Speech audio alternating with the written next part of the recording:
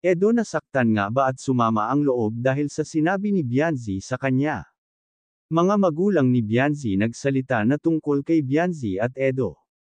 Bago ko ipagpatuloy ang maiksing reaction video na ito, hiling ko lang na patapusin ang panunood nito para malaman ang nilalaman nito, at kung bago ka pa lang sa munting channel na ito, paki-subscribe para lagi kang updated sa video ng mga kalingap. At pakisuportahan natin ang ama ng kalingap na Val Santos Matubang, Ate Edna Vlog at si Kalingap Rab.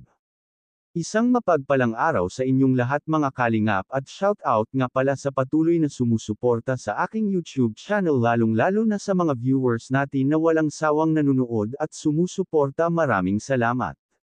Mga kalingap, update tayo sa EDSI. Ito na nga mga kalingap, sa part 23 ng EDSI. Edo na prangka nga ito ni Bianzi. Sinabi ni Bianzi kay Edo na siguraduhin muna ni Edo ang kanyang nararamdaman dahil ang mga babae raw ay mabilis ma-fall. Ibig sabihin lang nito ay nahuhulog na ang loob ni Bianzi kay Edo.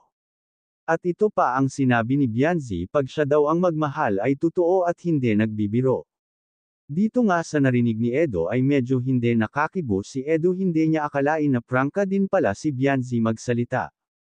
Dito nga ay maraming nag-comment na mga viewers, humanga sila sa kaprangkahan ni Bianzi. Ma-fulfill ka talaga lalo na kung crush mo ang nagsasabi niyan. Di ba nga binuking si Bianzi ng kanyang pinsan na ito nga raw si Bianzi ay crush talaga nito si Edo. Paano ba yan Edo? Kailangan siguraduhin mo muna ang iyong nararamdaman, baka ma-fall si Bianzi sa'yo.